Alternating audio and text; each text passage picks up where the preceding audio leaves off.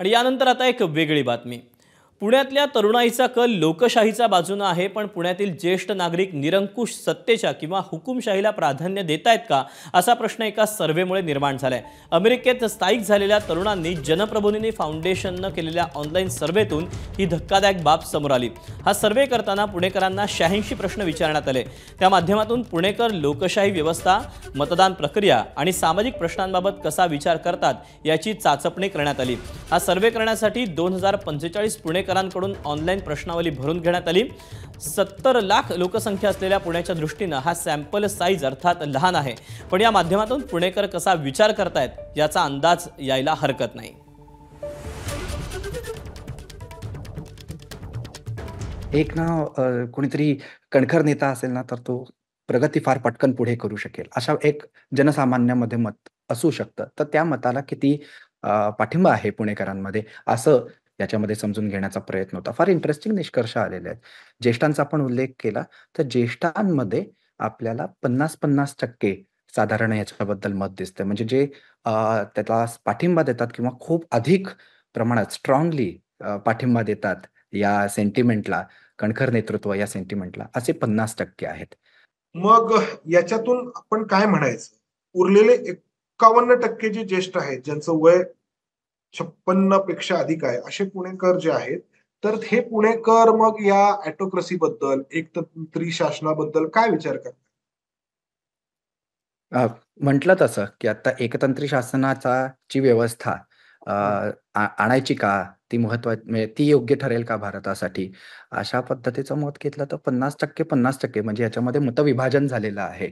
अ, अ, ज्येष्ठांमध्ये याच्याबद्दल मतमतांतरं आहेत. परंतु तरुणांनी स्पष्ट कौल दिलेला आहे. म्हणजे ज्येष्ठांनी आपल्याला स्पष्ट कौल दिलेला नाही. ज्येष्ठांमध्ये अशाही मताचे व्यक्ती दिसतात, की ज्यांना कणखर नेतृत्व जे संसदेच्या हस्तक्षेपाशिवाय, न्यायालयाच्या हस्तक्षेपाशिवाय निर्णय घेऊ शकतं, असं नेतृत्व त्यांना अधिक भावतंय, अधिक त्याच्याबद्दल आकर्षण वाटतंय।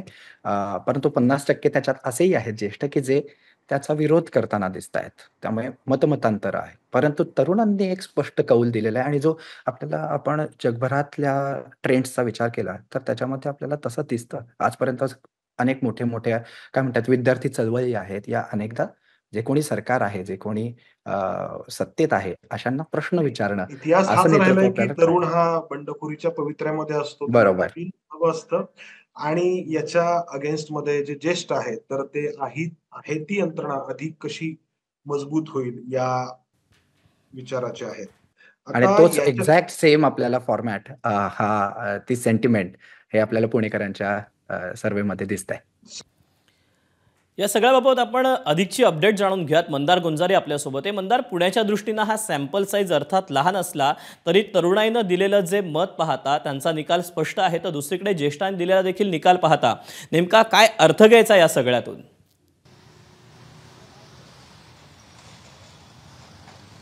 अर्थ हाच घ्यायचा की पुण्यातील तरुणाई ही खुल्या लोकशाहीच्या बाजूने आहे। मात्र पुण्यातील जे ज्येष्ठ आहेत, ज्यांचं वय 56 वर्षांपेक्षा अधिक आहे, त्यांना ऑटोक्रसी, एकतंत्री अंमल किंवा हुकुमशाही अधिक भावती आहे का, असं आपण या सर्वेच्या निमित्ताने म्हणू शकतो। 50% जे पुणेकर आहेत ते खुल्या लोकशाहीच्या बाजूने आहेत, 50% ज्येष्ठ नागरिक। मात्र 50%ना एकतंत्री अंमल हवा आहे किंवा हुकुमशाही हवी आहे, असं या सर्वेच्या माध्यमातून आपण म्हणू शकतो। उलट प्रश्न देखील या सर्वेमध्ये विचारण्यात आलेला होता की तुम्ही एकतंत्री अंमल किंवा हुकुमशाहीला विरोध कराल का, तर 69% तरुण पुणेकरांनी ठामपणे सांगितलं की आम्ही याला विरोध करू। मात्र त्या 37%च ज्येष्ठ होते, ज्यांचं वय 56 पेक्षा अधिक आहे, की म्हटलं की आम्ही याला विरोध करू। याच्यातून तरुण पिढी आणि ज्येष्ठ कसा वेगवेगळा विचार करतायत हे आपण या सर्वेच्या माध्यमातून पुढे मांडू शकतो। खरं तर हा सर्वेचा सॅम्पल जो आहे तो कमी आहे। पुण्याची लोकसंख्या 70 लाख आहे आणि या सर्वेमध्ये सहभागी झालेले जे पुणेकर आहेत ते 2045 आहेत। मात्र कुठलाही सर्वे हा सॅम्पल साईजच्या माध्यमातूनच केला जातो आणि हा सर्वेच असतो। मात्र या सर्वेच्या माध्यमातून लोक कसा विचार करतायत ट्रेंड काय आहे हे ध्वनित होत असतं, हे समजून घेण्याचा प्रयत्न असतो आणि हा सर्वे देखील त्याच स्वरूपाचा आहे.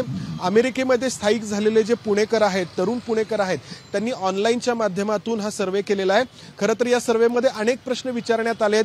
पुणेकरांच्या लोकशाहीबद्दलच्या धारणा, त्यांना कशा स्वरूपाची लोकशाही हवी, जनगणना असावी का, पक्षाला मतदान करताना ते काय विचार करतायत, भ्रष्टाचाराबाबत काय विचार करतायत, असे अनेक प्रश्न या सर्वेमध्ये आहेत. मात्र मुख्य जो काही याच्यातून समोर आलेला मुद्दा आहे तो म्हणजे की तरुण पिढी ही अधिक लोकशाहीच्या बाजूने आहे. खरं तर हे खूप मोठं विरोधाभासी आहे, कारण तरुण पिढी नेहमी बंडखोरीच्या पवित्र्यात असते. मात्र ज्यांनी आपलं आयुष्य बऱ्यापैकी या यंत्रणेच्या माध्यमातून जगलंय ते मात्र ऑटोक्रेसीकडे किंवा हुकुमशाहीला पसंती देत आहेत. हे निश्चितच आश्चर्यकारक आहे पुणेकरांच्या दृष्टीने. मंदार, धन्यवाद दिलेल्या सगळ्या सविस्तर माहितीबद्दल. एबीपी माझा, उघडा डोळे बघा नीट.